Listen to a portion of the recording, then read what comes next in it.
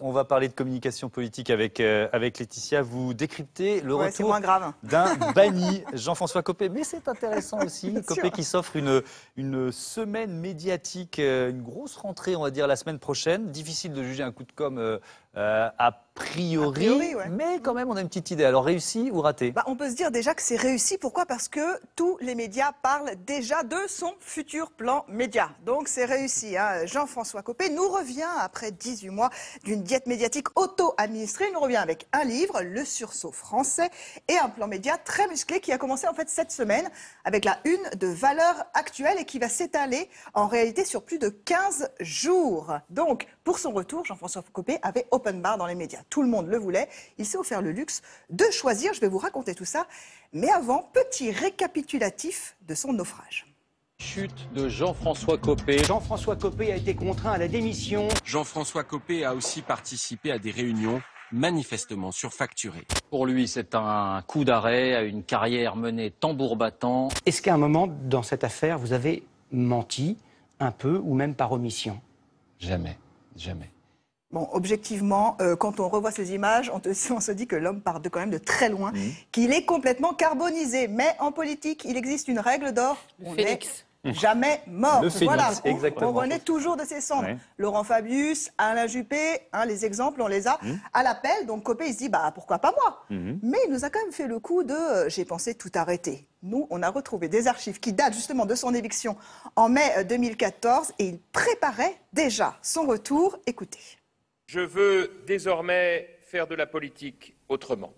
Je ferai désormais de la politique autrement. Mais je vais faire de la politique autrement. C'est fini, la politique politicienne, c'est terminé. Terminé. Ouais, terminé, hein, je vais faire de la politique autrement. On aurait adoré le croire. On finit les petites phrases, fini les attaques personnelles. Mais Jean-François, il nous a déjà fait le coup en 2006 avec son livre, vous vous en souvenez? Le titre de son livre, Promis. J'arrête la langue de bois. Voilà. On lui a ressorti un certain nombre de fois dans les interviews. Bien sûr qu'on lui a ressorti, mais son équipe nous dit « mais cette fois-ci, ce n'est pas pareil, c'est différent ». Et regardez pourquoi c'est différent, parce que déjà, pour sa première prise de parole, il fait des médias autrement avec une émission originale où on ne l'attend pas.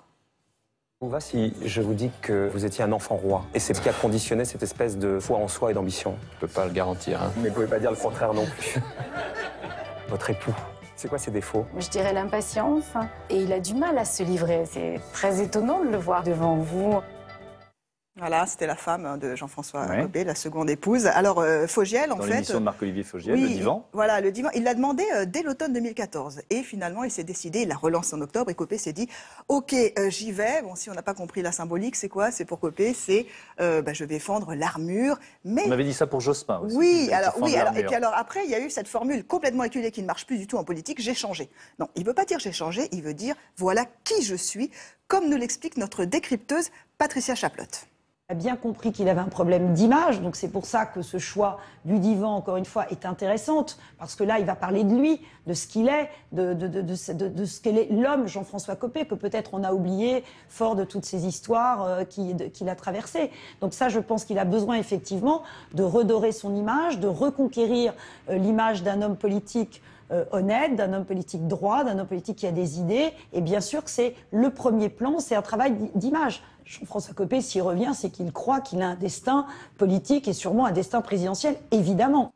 Et oui, Jean-François Copé est encore intimement convaincu qu'il a un destin présidentiel. Et c'est bien sûr cette idée qui va le distiller dans un plan média extrêmement touffu. Alors après France 3, mardi soir, on va le voir. Sur RTL, on va l'écouter sur RTL, on va le voir sur BFM TV, ça c'est une étape importante parce que Ruth Elkrief se déplace à Meaux, donc c'est l'occasion pour Copé de dire « Regardez, je suis un homme de terrain, un homme d'écoute, un homme de proximité ». Oui, d'accord, bon, on verra bien, il faudra juger sur pièce. Et dans la presse? Dans la presse, alors, après Valeurs Actuelles, qui a servi quand même à Copé à dire le père de la droite décomplexée, c'est moi.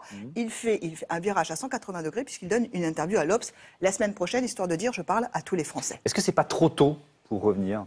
Honnêtement, Jean-François Copé a consulté les journalistes. Alors, je ne sais pas si vous l'avez vu, mais enfin, il en a consulté quand même un paquet à Paris, en groupe de 4-5 pour savoir si effectivement c'était bien, le timing était bon. Quasiment tout le monde lui a dit non, Jean-François Copé, il est trop tôt. Mais ça dépend de l'objectif. C'est quoi son objectif? Même s'il ne l'avoue pas, c'est de revenir pour se présenter à la primaire. Et finalement, le timing, il est là 11 mois, donc c'est relativement court. Et pour notre deuxième décrypteur, Nicolas Boudot, cette séquence de com donc qui s'annonce, c'est du kit au double. La semaine qui s'annonce, c'est une semaine de crash test pour Jean-François Copé, le crash test médiatique après une traversée du désert d'1 an et demi environ. En cela, il a tout à gagner et potentiellement tout à perdre en une seule semaine. Et c'est un cas quasiment unique dans l'histoire récente de la vie politique, d'avoir un homme politique qui veut revenir au premier plan et qui, pour cela, concentre sa communication. Une sorte de stop ou encore hyper violent. Dernière info, en perdant à la fois son bras droit qui était Jérôme Lavrieux et son conseiller Bastien Millot, cofondateur de Big Malion, Jean-François Copé s'est quand même retrouvé bien dépourvu sur le plan de la com. Alors c'est Jacques Séguéla qui est venu à son secours et qui lui a présenté un jeune homme, un jeune communicant du nom de Romain Villers-Minaz. Il vient de Havas et c'est donc lui qui aujourd'hui s'occupe de la communication de Jean-François Copé. On va voir si tout ce que vous annoncez se confirme dans les prochains jours.